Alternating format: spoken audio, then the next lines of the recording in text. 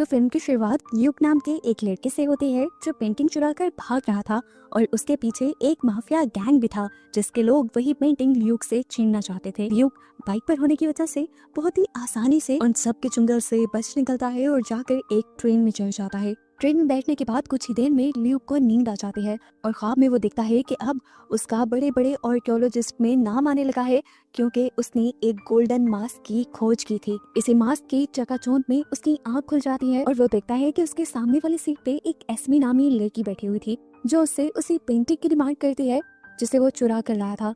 वो धमकी भी देती है कि अगर तुमने मुझे वो पेंटिंग ना दी तो यहाँ पर मौजूद मेरे लोग तुम्हें बहुत मारेंगे। ल्यूक भी उसे धमकी देता है कि यहाँ पर जो मोक बैठे हुए हैं वो मेरे साथी हैं और अगर तुम लोगों ने मुझे नुकसान पहुंचाने की कोशिश की तो ये तुम्हारा बुरा हाल कर देंगे। एस्मी जानती थी कि ल्यूक उससे झूठ बोल रहा है, इसीलिए वो ल्यूक के ऊपर चाकू तान देती है। उस लड़की के सभी गुंडे भी अलर्ट हो जाते हैं और यहाँ पर ल्यूक से लड़ने लग जाते हैं। वो लड़की ल्यूक से पेंटिंग छीन लेती है, उसके गुंडे ल्यूक को पकड़ लेते हैं और ल्यूक उन सबको मारते हुए अपने आप को छुड़वाता है और जल्दी से उस लड़की से अपनी पेंटिंग वापस छीनते हुए ट्रेन से बाहर निकलकर ट्रेन के ऊपर चढ़ जाता है। इतने में सब उसका पीछा करते वो पीछे ही एक टॉवर पर लटकते हुए ट्रेन को छोड़ चुका था। अब सीन कट होकर दूसरी तरफ एक दूसरे शहर में हमें ल्यूक की सिस्टर को दिखाया जाता है जो अपने हस्बैंड के साथ अपने बेटे की कस्टडी का केस लड़ रही थी। खैर इस सारे मामले के बाद जैसे ही वो अपने काम की जगह अपने म्यूजियम पहुंचती है तो वहां जाकर हैरान हो जाती है ये देखकर कि उसका भाई ल्यूक वहीं पर था और सालों बाद वो उसे दिख रही थी। वो इमोशनल होकर ल्यूक को अपनी पर्सनल लाइफ के बारे में भी बताती है कि अब उसका एक बेटा भी है और उसकी जल्द ही डाइवोर्स भी होने वाली है। बातों ही बातों में वो यहाँ पर एक पेंटिंग चुरा कर भाग जाता है और पता चलता है कि असल में वो यहाँ पर अपनी बहन से मिलने के लिए नहीं आया था बल्कि ये पेंटिंग चुराने के लिए आया था। उसकी बहन जो अब म्यूजियम की हेड थी, इस पेंटिंग के चोरी होने की वजह से उसे बहुत मसला हो सकता था, इसलिए वो अपने भाई ल्यूक को रोकने के लिए उसके पीछे तक जाती है। यहाँ पर अलार्म भी बजने लग जाती है और फौरन से पुलिस भी ल्यूक के पीछे पड़ जाती है और ल्यूक अपनी बहन से कहता है कि अगर तुम मेरे साथ चली तो मैं तुम्हें ये पेंटिंग वापस दे दूंगा। इसलिए ल्यूक की बहन उसके साथ उसकी गाड़ी में बैठ जाती है और ल्यूक इस गाड़ी को तेजी से एक ट्रक के अंदर छुपा देता है जहाँ पर हम बहुत से और आर्कियोलॉजिस्ट को भी देखते हैं। वो लोग इस पेंटिंग को चेक करते हैं और ल्यूक को बताते हैं कि ये पेंटिंग नकली है। ये सुनकर ल्यूक की बहन बहुत ज्यादा पैनिक कर जाती है तो ल्यूक यहाँ पर उसे बेहोश कर देता है। अगले दिन जब उसे होश आया तो वो म्यूजियम के सामने वाले पार्क में बैठी थी और उसके हाथ में वो पेंटिंग भी थी जिसे जाकर वो म्यूजियम में लगा देती है। लेकिन वहाँ पर देखने को मिलता है कि बहुत सारे पुलिस ऑफिसर्स आए हुए थे ल्यूक को पकड़ने के लिए। वो जाहिर सी बात है ल्यूक की बहन से इन्वेस्टिगेशन शुरू करते हैं, लेकिन वो कहती है कि अगर मुझे ल्यूक का पता होता तो शायद मैं उसी के पास होती। लेकिन अब ल्यूक को पकड़ने का कोई फायदा भी नहीं है क्योंकि यहाँ से चोरी हुई पेंटिंग यहाँ वापस भी आ चुकी है। लेकिन इस सब के बावजूद एक बुरा काम ये हुआ था कि ल्यूक की सिस्टर की जॉब जा चुकी थी और इससे उसे बहुत ज्यादा सदमा होता है। उसके हस्बैंड को जब इस बारे में पता चलता है तो वो जानबूझकर ल्यूक की सिस्टर को उसके बेटे से भी नहीं मिलने देता और इस सब की वजह से वो समझ भी गई थी कि उसके हस्बैंड की तरफ का केस बहुत ज्यादा स्ट्रॉन्ग हो गया है, इसीलिए उसे बहुत ज्यादा दुख भी हो रहा था। है अब वो ल्यूक से मिलने के लिए ल्यूक के बताए एड्रेस पर पहुंचती है तो वहाँ उसे ल्यूक के साथ बहुत से और आर्कियोलॉजिस्ट और एक बिजनेसमैन भी मिलता है। उसे पता चलता है कि ल्यूक एक बहुत बड़े मिशन पर है, वो फाउंटेन ऑफ यूथ ढूंढना चाहता है एक बिजनेसमैन के लिए क्योंकि फाउंटेन ऑफ यूथ के पानी के अंदर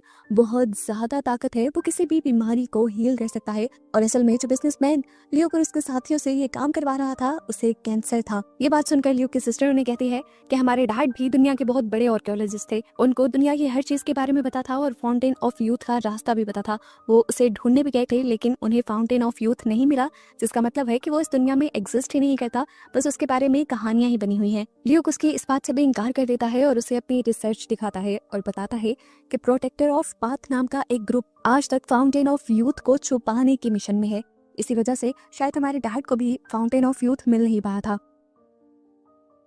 ल्यूक ये भी बताता है कि प्रोटेक्टर ऑफ पाथ के ही ग्रुप के कुछ लोग फाउंटेन ऑफ यूथ को पूरी दुनिया के सामने लाना चाहते थे ताकि दुनिया के लोग उससे फायदा उठा सके। इसीलिए फाउंटेन ऑफ यूथ का रास्ता उन्होंने 6 दुनिया की बहुत ही मशहूर पेंटिंग्स के अंदर क्लूज के तौर पे छुपा दिया, जिनमें से 6 पेंटिंग्स और 6 क्लूज हमें मिल भी गए हैं लेकिन एक पेंटिंग नहीं मिली। तो ल्यूक की बहन अब उसे बताती है कि मेरे म्यूजियम में जो वो पेंटिंग थी वो नकली थी, असली पेंटिंग तो सालों पहले ही एक शिप में डूब गई थी। ये लोग ल्यूक की बहन से मदद मांगते हैं लेकिन वो ये कहते हुए इनकार कर देती है कि तुम सबके पीछे तो पुलिस लगी हुई है, लेकिन मैं अभी अपने बेटे की वजह से ऐसा कोई भी स्कैंडल बर्दाश्त नहीं कर सकती। तो वो बिजनेसमैन उसे ऑफर देता है कि अगर तुम हमारी मदद करो तो मैं तुम्हें तुम्हारी बेटी की कस्टडी दिलवा। खैर किसी तरह ल्यूक की सिस्टर मान जाती है और ये लोग एक शिप में बैठकर उस आइलैंड के लिए निकल जाते हैं जहाँ पर वो शिप डूबी थी जिसके अंदर पेंटिंग थी। अब सबसे बड़ा मिशन था शिप को पानी के नीचे से ऊपर लेकर आना। बड़े बड़े क्रूज में हवा भरने के बाद वो शिप ऊपर आ गया, जिसके बाद ल्यूक और उसकी बहन दोनों ही उस शिप के अंदर पेंटिंग को ढूंढने के लिए गए। काफी देर की मेहनत के बाद आखिर इन्हें वो बॉक्स मिल भी गया जिसके अंदर वो पेंटिंग थी। इससे पहले कि ये लोग यहाँ से बाहर चले जाते, एस्मे और उसकी पूरी टीम यहाँ पर आ जाती है। एस्मे के लोग उसके ऊपर हमला करने लग जाते हैं और ल्यूक की बहन कंफ्यूज हो जाती है कि आखिर ये लोग कौन हैं। ल्यूक अब इन लोगों से लड़ने लग गया था, जबकि एस्मे ने ल्यूक की बहन को पकड़ लिया था। वो उसे मारने की भी धमकी देती है और ल्यूक उसे कहता है, मैं जानता हूँ तुम इसे नहीं मारोगी क्योंकि तुम्हें सिर्फ पेंटिंग ही चाहिए। अब ये लोग बात ही कर रहे थे कि ल्यूक की बहन ने खुद ही एस्मे को पकड़कर नीचे फेंक दिया। वो बड़े बड़े क्रूज बैलून्स जिनके जरिए ये लोग शिप को ऊपर की तरफ लेकर आए थे, वो भी अब फटने लगे थे और शिप दोबारा डूबने लगी थी, जिससे बचने के लिए ये लोग पानी में तैरते हुए जल्दी से दूसरी शिप के अंदर आ जाते हैं। और अब ल्यूक की बहन को बहुत ज्यादा गुस्सा आ रहा था क्योंकि ल्यूक ने उस टाइम एस्मे से अपनी बहन को बचाने की बजाय उस पेंटिंग को बचाना जरूरी समझा था। थोड़ी देर में ल्यूक की बहन को एक खुशखबरी में मिलती है कि उसके एक्स हस्बैंड को एक नई जॉब मिली थी, जिसकी वजह से उसे एक दूसरी कंट्री में जाना पड़ रहा था और ऐसे उसका बेटा उसके पास वापस आने वाला था। खैर, अब इन आर्कियोलॉजिस्ट को सारी पेंटिंग्स मिल चुकी थी। पेंटिंग्स में मिलने वाले क्लूज के जरिए ये लोग पता चलाना चाह रहे थे कि फाउंटेन ऑफ यूथ है कहाँ, लेकिन अभी तक ये पता नहीं चला पाए थे क्योंकि उन सातों क्लूज से ना तो कोई वर्ड बन रहा था और ना ही कोई जगह पता चल रही थी। तब ल्यूक की बहन उन्हें बताती है कि ये सारी पेंटिंग्स आज से 1600 साल पुरानी है। इन सारे लफ्जों को मिलाकर एक खास लफ्ज बनता है जो कि एक किंग का नाम है, जिसकी बाइबल के अंदर से अब हमें फाउंटेन ऑफ यूथ का पता चल सकता है। इससे पहले कि ये लोग वहाँ के लिए निकलते, वही गैंगस्टर जो मूवी के स्टार्ट में इनके पीछे पड़े हुए थे वो दोबारा इनके पीछे पड़ जाते हैं। इनमें एक ऑफिसर भी था जो इन सबको पकड़ना चाहता था। तब ल्यूक ऑफिसर से कहता है कि तुम्हारा लेना देना सिर्फ इन पेंटिंग से है, तुम चाहो तो इन सारी पेंटिंग्स को रख सकते हो जिसकी कीमत बहुत ज्यादा है, लेकिन इसके बदले तुम मेरी पूरी टीम को छोड़ दोगे। ये पेंटिंग तो ऑफिसर को भी चाहिए थी और गैंगस्टर को भी। ऐसे गैंगस्टर्स और ऑफिसर्स के दरमियान में लड़ाई शुरू हो जाती है और मौके का फायदा उठाते हुए ल्यूक की पूरी टीम यहाँ से भागने में कामयाब हो जाती है। कुछ देर बाद ल्यूक की टीम को हम एक प्लेन में देखते हैं जहाँ ल्यूक को सोते हुए दोबारा एक ख्वाब आ रहा था जिसमें वो फाउंटेन ऑफ यूथ का पानी पी रहा था और वो देखता है कि जैसे जैसे वो इस पानी को पी रहा है वैसे वैसे उसकी बहन और उसका बेटा बूढ़े होते जा रहे हैं। ये देखकर वो टूट जाता है और उस पानी को नीचे फेंक देता है और ऐसे ही उसकी आंख खुल जाती है और वो देखता है कि सामने उसकी बहन बैठी हुई थी जो उसे बताती है कि तुम अभी तक बहुत ज्यादा ख्वाब में बोलते हो। कुछ देर बाद ये लोग एक ऐसी लाइब्रेरी के अंदर थे जहाँ पर इन्हें वो बाइबल मिलने वाली थी। ल्यूक के कुछ साथी उस बाइबल को अच्छी तरह से छानने की कोशिश में लग जाते हैं, जबकि इतने में ही यहाँ पर एस्मे भी पहुंच जाते हैं दोबारा ल्यूक के पीछे, क्योंकि असल में एस्मे उस ग्रुप का हिस्सा है जो नहीं चाहते कि फाउंटेन ऑफ यूथ सब लोगों के सामने आए। इस टाइम वो ल्यूक को रोकना चाहती थी कि वो ये सब कुछ सामने ना लेकर आए। यहाँ पर एस्मे और उसके दरमियान में लड़ाई शुरू हो गई और इसी सारी लड़ाई में एस्मे ने उसके ऊपर गन भी तान दी, लेकिन अपने आप को बचाने के लिए उसने अपने पाँव से एक रस्सी बांधी और जल्दी से ऊपर वाले फ्लोर से उसने नीचे जंप की थी। अपने साथियों को उसने बताया कि हमें जल्द ही ये बाइबल लेकर यहाँ से भागना होगा। उसके साथियों ने लाइब्रेरियन के नाक में स्प्रे किया और ये सब लोग बाइबल को लेकर यहाँ से भाग गए। रात तक हम देखते हैं कि ल्यूक की टीम ने 2 मर्तबा बाइबल को पढ़ लिया था, लेकिन फिर भी उन्हें कोई क्लू अभी तक नहीं मिला था। और तब दोबारा से ल्यूक की सिस्टर ने पूरा केस पढ़ना शुरू किया। उसने बताया कि पेंटिंग से जो सिंबल्स मिले थे वो असल में कोई क्लूज नहीं थे बल्कि म्यूजिकल रेफरेंसेस थे, जिसे ल्यूक की सिस्टर का बेटा जो कि एक म्यूजिशियन था वो डिकोड भी कर लेता है। इन्हीं सिंबल्स से वो एक म्यूजिक का पता चलाता है जो म्यूजिक दुनिया के 7 अजूबों पर डेडिकेट किया गया था और 7वां अजूबा था पिरामिड्स। ये लोग समझ गए कि फाउंटेन ऑफ यूथ असल में पिरामिड्स के अंदर छुपा हुआ है। अब ये सब लोग दोबारा से उस बिजनेसमैन के जेट में बैठकर पिरामिड्स के लिए निकल जाते हैं, जहां दोबारा सोते हुए ल्यूक को ख्वाब आता है कि उसने वो गोल्डन मास्क ले लिया था। जैसे ही वो गोल्डन मास्क को बैग में रखता है तो वो दिखता है कि उसकी बहन बूढ़ी होती जा रही है और ऐसे ही असल दुनिया में वो डरकर उठ जाता है। उसकी बहन इस टाइम उसके सामने थी और वो कहती है कि मुझे इस बिजनेसमैन पे यकीन नहीं है। देखो, उसने मेरे एक्स हस्बैंड को कहीं दूर काम पर भेज दिया है, हालांकि वो जानता था कि वही मेरे बेटे का ख्याल रखने वाला है। ल्यूक कहता है तुम फिक्र मत करो, वो सिर्फ अपनी जान बचाना चाहता है और उसके पास बहुत पैसा है, हमें बस अपने मिशन पर ध्यान देना चाहिए। यहाँ अब सीन कट होकर हमें एस्मे को दिखाया गया जो कि प्रोटेक्टर ऑफ पाथ ग्रुप का हिस्सा थी। वो इस टाइम अपने लीडर से मिलती है क्योंकि वो बहुत ज्यादा दुखी है। इस टाइम ल्यूक की पूरी टीम उन पिरामिड्स तक पहुंच चुकी है। लीडर बताते हैं कि वहां से उनको रोकना बहुत ज्यादा मुश्किल है क्योंकि आज से पहले कोई भी वहां तक नहीं पहुंचा और अब तुम्हें क्या करना है ये तुम अच्छे से जानती हो। ये कहकर वो उसे एक अजीब सी चाबी दे देते हैं।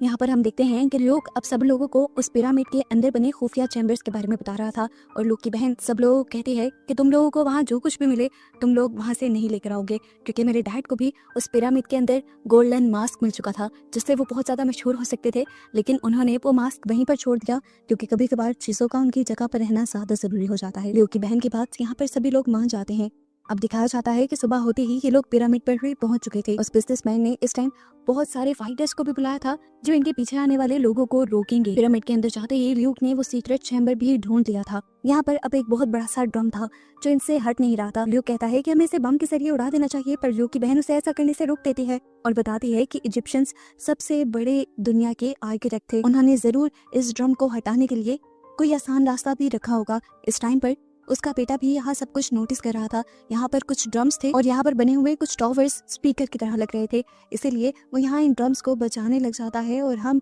इस जगह पर मूवमेंट्स देखते हैं। यहाँ पर कुछ सीढ़ियाँ निकलने लग जाती हैं और आहिस्ता आहिस्ता वो ड्रम भी ऊपर की तरफ उठने लग जाता है। ये देखते हुए ल्यूक की सिस्टर भी यहाँ पर वो ड्रम बचाती है और वो ड्रम जादुई तौर पर ऊपर की तरफ उठ जाता है और बड़ी ही आसानी से फिर ल्यूक की बहन उसे साइड पर भी कर देती है। जहाँ नीचे अब एक लिफ्ट की तरह का चैम्बर था जहाँ वो बिजनेसमैन और ल्यूक की पूरी फैमिली उसके जरिए नीचे की तरफ जाने लगे। पिरामिड के बाहर हमें दिखाया गया कि पुलिस ऑफिसर्स के साथ साथ एस्मे की पूरी टीम भी यहाँ आ चुकी थी जो अब उस बिजनेसमैन के लोगों से लड़ रहे थे। एस्मे की टीम और वो ऑफिसर मिलकर काम करते हैं और बिजनेसमैन के सारे लोगों को मार गिराते हैं, जिसके बाद वो पिरामिड के अंदर सभी लोगों को एक साथ ढूंढने का फैसला करते हैं और हमें दिखाया जाता है कि ये लोग तो पिरामिड के अंदर काफी आगे बढ़ चुके थे, उन्हें यहाँ से आगे बढ़ने के लिए खुफिया गार भी मिल गया था। अब ये लोग एक ऐसी जगह पर भी आ जाते हैं जहाँ से आगे इन्हें बड़ी ही आसानी से फाउंटेन ऑफ यूथ दिख रहा था। ये लोग यहाँ पर बनी हुई एक ईंट के ऊपर हाथ रख देते हैं जिसकी वजह से यहाँ पर काफी सारी सीढ़ियाँ भी निकल जाती हैं। इन सीढ़ियों के जरिए ये लोग नीचे आ जाते हैं और सब लोग फाउंटेन ऑफ यूथ को देखकर काफी ज्यादा खुश होते हैं। ल्यूक की बहन उस बिजनेसमैन से कहती है, ये रहा तुम्हारा फाउंटेन ऑफ यूथ का पानी। ये पानी बहुत ज्यादा कम था। ल्यूक की बहन कहती है कि ये पानी तुम्हारे लिए बहुत बड़ा फायदा भी हो सकता है और बहुत बड़ा कर्ज भी हो सकता है, इसे पीकर तुम्हें इस चीज का अंदाजा खुद ही लगाना होगा। ये बात सुनकर वो आदमी थोड़ा परेशान सा हो गया और उसने ल्यूक को ये पानी पीने को कहा, लेकिन ल्यूक ने कहा, मेरा काम तुम्हें सिर्फ फाउंटेन ऑफ यूथ तक पहुंचाना था, उससे आगे का काम तुम्हारा है। तब वो बिजनेसमैन कहता है, तुम्हारा काम कहाँ तक था ये मैं डिसाइड करूंगा। ये सुनकर ल्यूक की सिस्टर समझ गई कि उस बिजनेसमैन को कोई बीमारी नहीं थी और यहाँ पर उसने ये बात मान भी ली कि हाँ, मुझे कोई बीमारी नहीं है, मैं बस फाउंटेन ऑफ यूथ को ढूंढना चाहता था। मैंने सुना था कि इसका पानी पीकर हम हमेशा के लिए जिंदा भी रह सकते हैं और जवान भी, लेकिन अब तुमने मुझे डरा दिया है, इसीलिए मैं इसे खुद पीने से पहले ल्यूक को पिलाऊंगा। वो ल्यूक से कहता है, चलो ल्यूक, इस पानी को पियो, नहीं तो मैं तुम्हारी बहन और उसके बेटे को मार दूंगा। अब ल्यूक ना चाहते हुए भी जैसे ही उस पानी के पास आता है तो जख्मी ल्यूक का खून का कतरा इस पानी के अंदर गिर जाता है। ल्यूक जख्मी हुआ था उस बिजनेसमैन के गोली मारने की वजह से। जैसे ही उसका खून का कतरा पानी में गिरा था वैसे ही यहाँ का पानी बहुत ज्यादा होने लगा और अजीबोगरीब तरीके से वो ल्यूक के इर्द गिर्द लिपटते हुए ल्यूक को ऊपर की तरफ ले जाने लगा। फिर पानी खुद ही इकट्ठा होकर ल्यूक के हाथ में आ गया और इससे पहले कि ल्यूक इस पानी को पी लेता, ये पानी ल्यूक को एक विजन दिखाता है कि जैसे ही ल्यूक इस पानी को पिएगा उसकी बहन और उसका बेटा दोनों ही बूढ़े होकर मारे जाएंगे। ये देखकर वो दुखी हो जाता है और असल दुनिया में अपनी बहन को देखकर उस पानी को ना पीने का फैसला करता है और ऐसा करते ही वो पानी उसकी बॉडी के अंदर एक अजीब सी बिजली गुजारता है। असल में ये पानी ल्यूक का इम्तिहान ले रहा था जिसमें वो पास हो गया था। इसके बाद इस पानी ने ल्यूक को एक बहुत ही अच्छी सुपर पावर दे दी थी जिसकी वजह से उसके सारे जख्म खुद ब खुद ठीक होने लगे थे। अब पानी उसे नीचे ले आया था। उसे देखकर बिजनेसमैन बहुत ज्यादा खुश था और वो ल्यूक से पूछता है कि तुमने वो पानी क्यों नहीं पिया। ल्यूक कहता है, क्योंकि ये पानी तुम्हारा है। अब वो बिजनेसमैन खुद को जख्मी कर और जैसे ही उसके खून का कतरा इस पानी के अंदर गिरता है तो पानी पहले की तरह उसे ऊपर ले जाता है। पानी उसका इम्तिहान लेता है तो पानी को पता चलता है कि बिजनेसमैन सबसे ज्यादा अपने आप से ही प्यार करता था। ये पानी अगर कुछ देता था तो उसके बदले कोई कीमत भी लेता था। ये पानी अपने पीने वाले के प्यारों को बुढ़ा करके मार देता था और क्योंकि ये बिजनेसमैन तो खुद से ही प्यार करता था इसीलिए ये पानी उस बिजनेसमैन को ही बुढ़ा करके मारने लग जाता है। इतनी ही देर में हम देखते हैं कि एस्मी और वो ऑफिसर भी यहाँ पहुंच जाते हैं। एस्मी जब देखती है कि वो बिजनेसमैन ये पानी पीने वाला है तो वो फौरन जाकर उस चाबी के जरिए इस फाउंटेन को बंद करने लग जाती है जो चाबी उसे उसके लीडर ने दी थी। एकदम से यहाँ पर बड़े बड़े बेल बजने लग जाते हैं और ये सारी जगह बंद होने लग जाती है। आवाज़ें सुनते हुए ये सब लोग वापस की तरफ भागते हैं और वो बिजनेसमैन यहीं फंस जाता है और मारा जाता है। ऊपर चढ़ते हुए ल्यूक देखता है कि वो बिजनेसमैन भी गिरकर मरने वाला था, लेकिन ल्यूक ने अपनी जान को खतरे में डालते हुए उसे बचा लिया और ये लोग वक्त रहते ही उस फाउंटेन से बाहर निकल आए पिरामिड में। फाइनली अब वो सब बंद हो चुका था। ल्यूक अपनी बहन और उसके बेटे से माफी मांगता है उनकी जान को खतरे में डालने के लिए और यहाँ पर एस्मी ल्यूक से कहती है कि अब तुम ऐसा कोई भी एडवेंचर नहीं करोगे जिसकी वजह से मुझे तुम्हारे पीछे आना पड़े। ये लोग वापसी का सफर करना शुरू कर देते हैं और इस दौरान हम ल्यूक को काफी सेटिस्फाई देखते हैं।